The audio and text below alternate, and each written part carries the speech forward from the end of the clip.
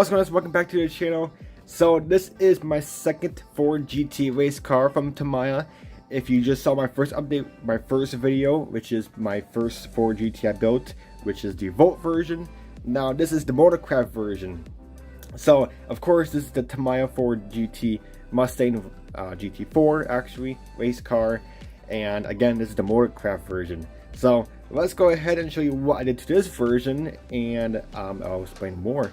So of course, again, Motorcraft, and these are the decals from Indy's Coast decals. So again, if you want more in depth about these decals, go ahead and check out my last video, which is the Volt version of this car. I'll explain a little bit more about these decals, but I'm going to say again, these decals are pretty high quality. As you see, the quality is there on them. Just the only thing you gotta do to them is you do have to cut them out individually, which is kind of a pain. But other than that, these decals are pretty easy to work with, and you know, they look pretty darn good. But if you want more in depth about these decals, go ahead and go to my Volt version of this Mustang.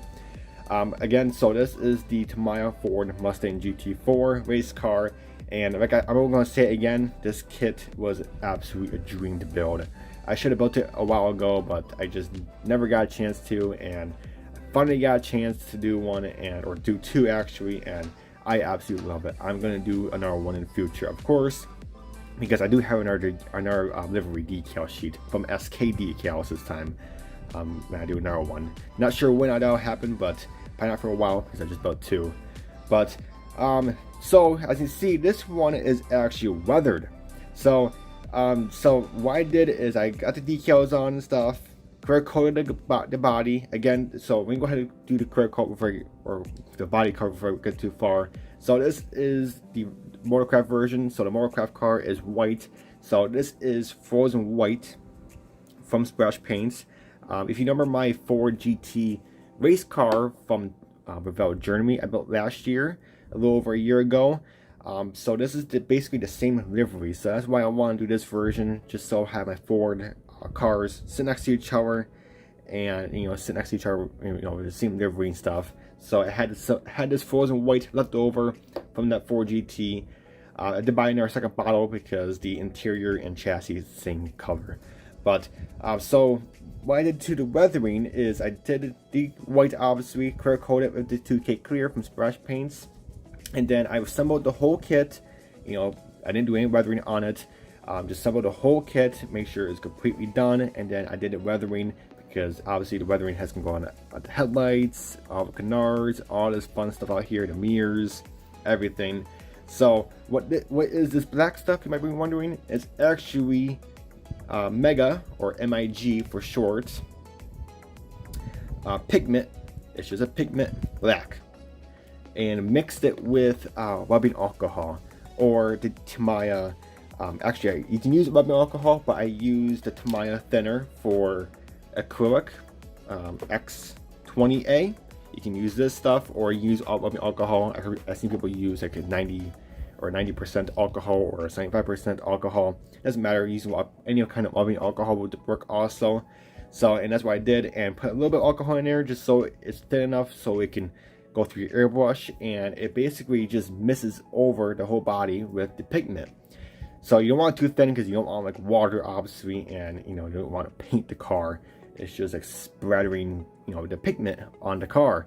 And it's, so what is this supposed to represent? This is supposed to represent the tire grind on the car.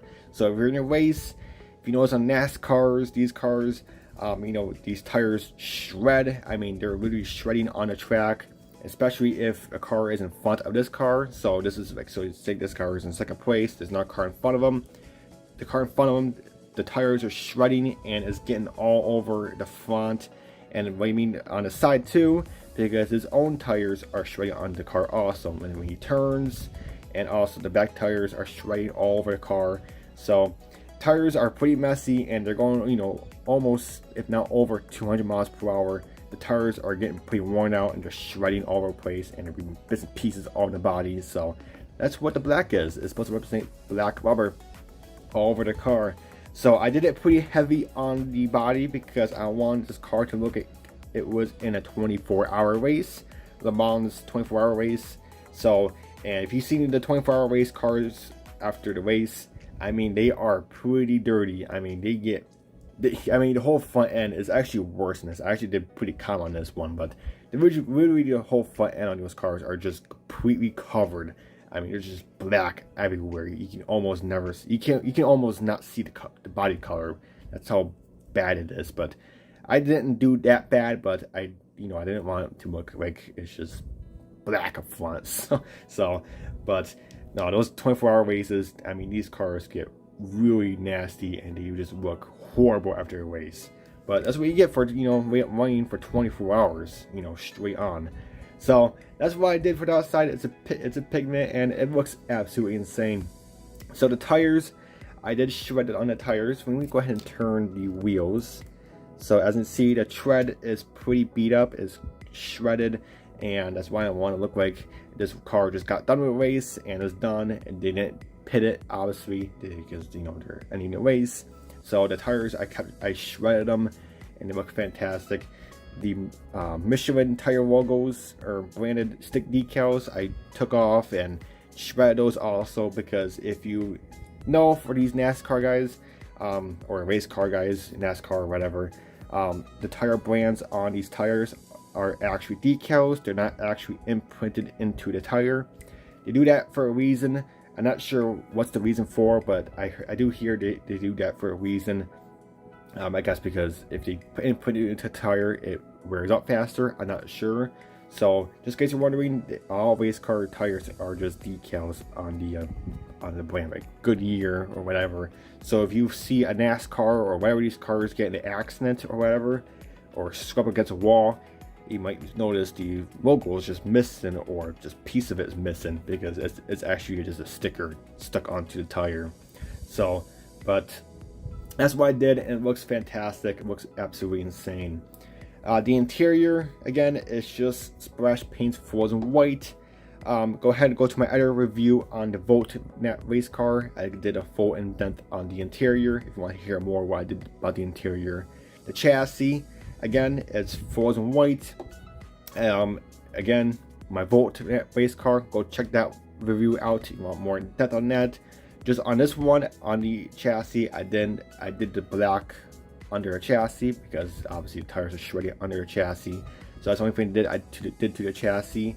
And also the exhaust, I stained the exhaust a bit more than the Volt version, because the Volt one was not in the race yet. It's about to be in the race. This one's obviously in the 24-hour race, so the exhaust got stained a bit more, a lot more actually, and yeah, it's more stained. So, but that's pretty much about the only differences. Absolutely, this kit is absolutely insane, guys. I absolutely love it. I'm gonna keep saying that. This kit was so well together from Tamiya. Pick one up if you guys don't have one. I mean, jeez, the amount of detail this kit has is insanely cool. But other than that, guys, that's pretty much about the build. I mean, it looks amazing, went together super well. I absolutely just love how it turned out. Now, people might be wondering why there's some like rubs on the body here and stuff. Well, I did that on purpose, because when they're, when they're changing the tires and the cars in the pit and stuff, the pit crew people are touching the car and rubbing their fingers all over it, so it's kind of rubbing some of the tire grind off. So you can see that over here, looks like they're touching the car quite a bit, and they're just rubbing the tire, kind of the tire rubber on the car even more. So they're touching the car when they're changing tires and stuff. But again, it looks absolutely insane. I absolutely love how it turned out. Let me know what you guys think in the comments. But until my next video, guys, this is an awesome build. Definitely pick up this kit. Again, decal is not included. This is the aftermarket decal sheet. So do I recommend this decal sheet for a beginner who's not really into decals? Absolutely not. Not this one. Mainly because the Motorcraft decal has to go over the door handle, and you do have to do some cutting, and that took some time. So I don't recommend this for a guy who does not like decals, because that alone took a bit of time. and you have used some Merkle saw, and you gotta be careful with the Merkle saw of these decals, because these decals are pretty thin and they're pretty fragile. So again, you know, the door handle is a big one, but for a beginner, person who don't like decals, don't get this decal sheet. If you like decals, you're okay with them, then I go ahead and recommend them. They do look high, they're very high quality, they're super nice, but the only thing you do have to do to them is you do have to cut them out individually, which is kind of time consuming, but kind of pains in time. For a guy who loves decals, you just like all in decals, absolutely get this decal sheet. You won't be disappointed. Again, the quality is there. The quality is there. You just do have to cut them out individually, which is not too big a deal for me, but for some, it is time consuming. I'll say that, but they do look amazing. But other than that, guys, that's it for now. Sideshow and the photo booth for this car is at the end. But until my next video, guys, I'll catch you guys next time. Take it easy.